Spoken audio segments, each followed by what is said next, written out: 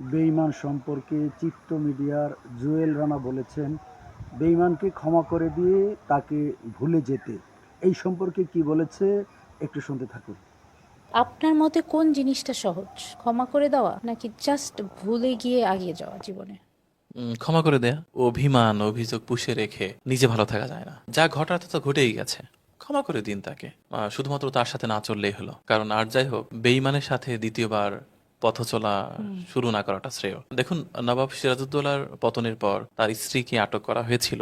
বুড়িগঙ্গার ওপারে জিঞ্জিরা প্রাসাদে তাকে বন্দী করে রাখা হয়েছিল এবং তাকে বারবার নির্যাতন করা হচ্ছিল। বিয়েতে রাজি করানোর চেষ্টা করা হচ্ছিল, সে কিন্তু রাজি হয়নি। যদিও ইতিহাস বিভিন্ন রকম আছে, আমি যেটুকু জানি সেটুকু বলছি, ভুল থাকলে ক্ষমা চাই। তাকে বুড়িগঙ্গা নদীতে ডুবিয়ে মারা হয়েছিল। মেরে ফেলার আগে তাকে জিজ্ঞেস করা হয়েছিল যে আচ্ছা, বিয়ে করলেই তো আপনি ভালো থাকতে পারতেন। আমার হাতির পিঠে চড়ার অভ্যাস, গাধার পিঠে চড়বো না। ক্ষমা করে দেয়াটা শ্রেয়, তবে বিশ্বাসঘাতকের সাথে দ্বিতীয়বার আর একসাথে না চলাটা ভালো। যে বিশ্বাস ভাঙে সে সবসময় ভাঙে, আর যে বিশ্বাস একবার ভাঙে সে 1 কোটি বারও ভাঙতে পারে, বারবারই ভাঙবে। কারণ মানুষের সব বদলায়, শুধুমাত্র মানুষের চরিত্র বদলায় না। তাই ক্ষমা করে দেওয়াটা ভালো, কারণ ক্ষমা করলে দুইটা ঘটনা ঘটবে।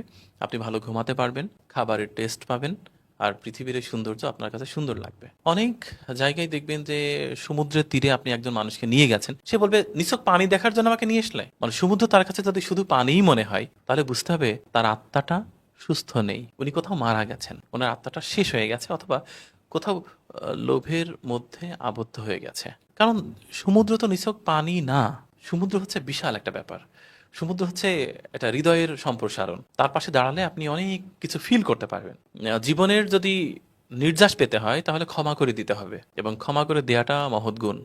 এবং আল্লাহ রসুলের অনেকগুলো সাহাবীর মধ্যে একজন ছিলেন যে কিনা সবচেয়ে হ্যাপি ছিলেন, এবং উনি আল্লাহর কাছে অনেক বেশি সম্মানিত হবেন যে উনি দিন শেষে সবাইকে ক্ষমা করে দিতেন। এই যে আপনি সারা দিনের সবকিছু শেষে রাতে গিয়ে অনেক অভিযোগ শুনলেন আপনার কাছের মানুষ থেকে, প্রতিবেশী থেকে, যে অমুক তোমাকে এই বললো এই বললো এই বললো, আপনি সবকিছু শুনে বললেন যে খুব ভালো বলেছে, আমি অতটাই তুচ্ছ, অতটাই নগণ্য, অতটাই ক্ষুদ্র, ওরা যা বলেছে ঠিক বলেছে। বলেছে তোমাকে এরকম খারাপ বলেছে?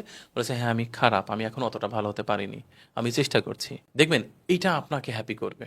এই যে পরাজিত হওয়ার ব্যাপারটা, আত্মসমর্পণের ব্যাপারটা, আপনাকে একটা আঘাত দিল, তুমি হ্যাপি হয়েছো তো আঘাত দিয়ে? তোমার সুখে আমার ভালো লাগা। তুমি যদি আমাকে আঘাত দিয়ে ভালো থাকতে পারো তাহলে আমার খারাপ লাগবে না। দেখবেন আপনি খুব ভালো থাকবেন। কিন্তু তা না করে আপনি তার সাথে তর্ক করলেন, ঝগড়া করলেন, বকাবাজি করলেন, মস্তিষ্ক মস্তিষ্ক থেকে এমন কিছু বাজে হরমোন নিঃসরণ হলো, পুরো শরীর আপনাকে একেবারে কড়াইয়ের উপরে ফ্রাই করা মাছের মতো।